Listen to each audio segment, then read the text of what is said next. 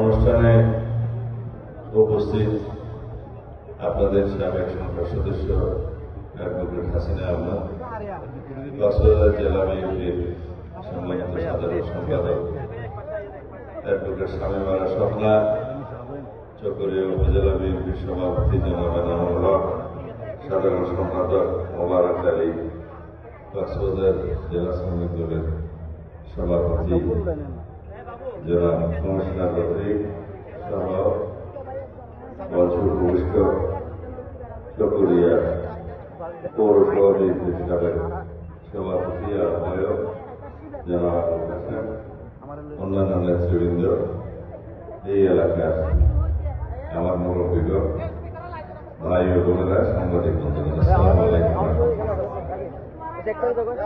আগামী জাতীয় সংসদ নির্বাচন উপলক্ষে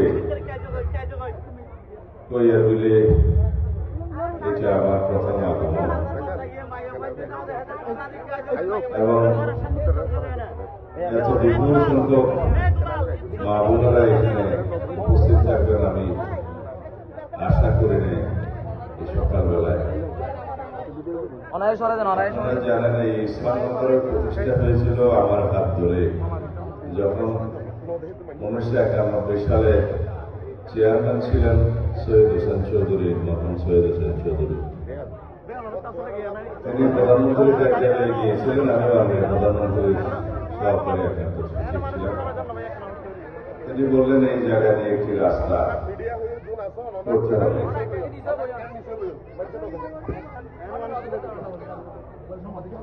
এবং এটা তখন ফরেস্ট ডিপার্টমেন্টের এলাকা। এখানে রাস্তা শুরু করলাম এমজিডি দিয়ে, ইটের রাস্তা। বন বিভাগ বাধা দিল, ওনার বিরুদ্ধে মামলা করলো, অনেক ঝামেলা হলো। বন বিভাগের সাথে সরকারের সাথে কথা বলে আলাপ আলোচনা করে এই রাস্তা নির্মাণ করে সুবিধার জন্য বললাম এটা শহীদ জিয়া সড়ক। মনে আছে আপনাদের? এই শহীদ জিয়া সড়কের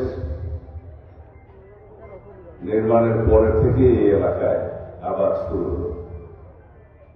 এখানে ভিতর দিয়ে আমি পায়ে হেঁটে কৈয়াবিলের ইউনিয়ন পরিষদ পর্যন্ত গিয়েছি। আমার এই সমস্ত এলাকা সব চেনা জানা। এখানে আমরা সর্বোচ্চ ভোটে বিজয়ী হই সবসময়।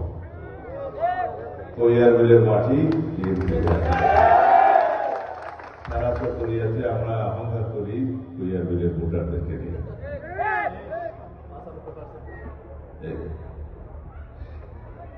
কিন্তু দুঃখজনক হলেও সত্য, মাঝখানে আওয়ামী লীগ সরকার অবৈধভাবে জোর জবরদস্তি সরকার প্রতিষ্ঠা হলে এই শহীদ জিয়া সড়কের নামটাই পাল্টে দেওয়া হয়। এইখানে নাম পাল্টাইলেও কি এটা জিয়া সড়ক বলে না কেউ? এখন সাইনবোর্ড লাগাই দিতে আবার,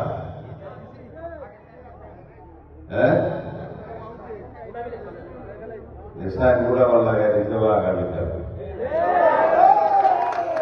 ইসলামনগর শহীদ জিয়া সড়ক, যেই নামে এই সড়ক প্রতিষ্ঠা করেছিলেন সেই নাম থাকে। এটা কৈয়াবিলের বর্তমান বিএনপি কমিটি এবং উপজেলা বিএনপির সভাপতিকে অনুরোধ করছি এটা পার্মানেন্ট পাকা করে ঢালাই করে দিতে হবে। শহীদ হোসেন চৌধুরীর ইচ্ছা ছিল এখানে একটা স্কুল প্রতিষ্ঠা হবে।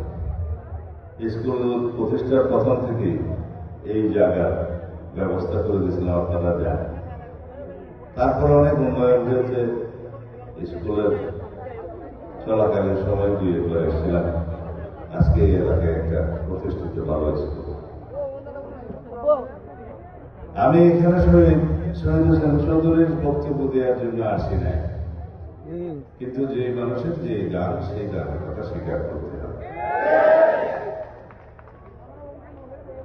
এরপরে মাথা মোহরে দিয়ে অনেক পানি গড়িয়েছে।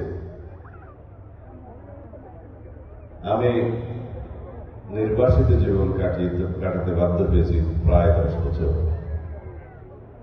আপনারা জানেন, ফেসিবাদী সরকার, আওয়ামী বাকশালী সরকার, ফেসিস্ট হাসিনা আমাকে হত্যার উদ্দেশ্যে গুম করেছিলেন। আপনারা দোয়া করেছিলেন, রোজা রেখেছিলেন, নামাজ পড়ে দোয়া করেছিলেন। আমার মা বোনেরা, ভাই বন্ধুরা, এই দেশের সকল জনগণ, আল্লাহ আমাকে বাঁচিয়ে রেখেছে। আমি আজকে আবারও আপনাদের সামনে দাঁড়িয়েছি। এদেশের মানুষের ভালোবাসা আমার জীবনের পাথেয়। সবসময় স্মরণ রাখি, কৃতজ্ঞ থাকি।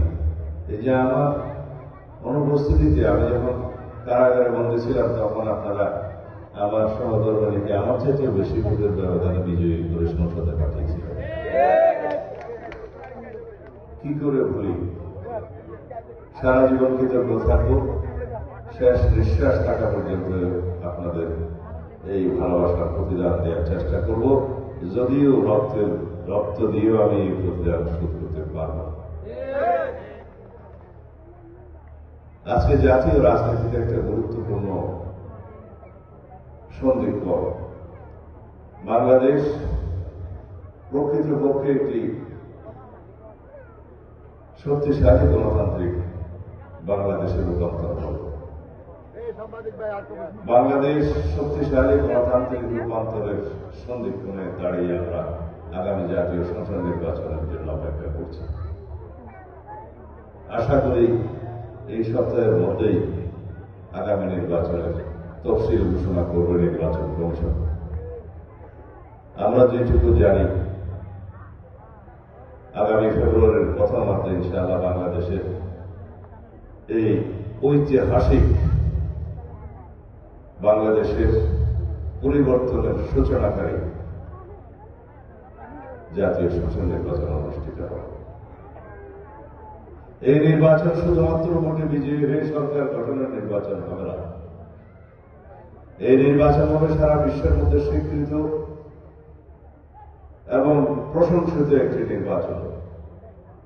এই নির্বাচন জনগণই তার নিজের ভোটের পাহারা দিবে, আর কাউকে লাগবে না।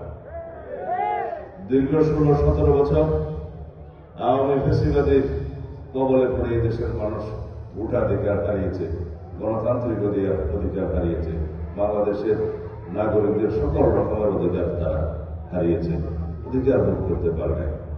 নামে মাত্র বাংলাদেশে গণতান্ত্রিক শাসন ব্যবস্থা, সাংবিধানিক শাসন ব্যবস্থা চালু থাকলেও প্রকৃতপক্ষে সবাই জানেন গণতন্ত্রের মুখোশে শেখ হাসিনা এই দেশে বাকশাল কায়েম করেছিলেন, একদলীয় শাসন ব্যবস্থা কায়েম করেছিলেন, একদলীয় রাষ্ট্র ব্যবস্থা কায়েম করেছিলেন।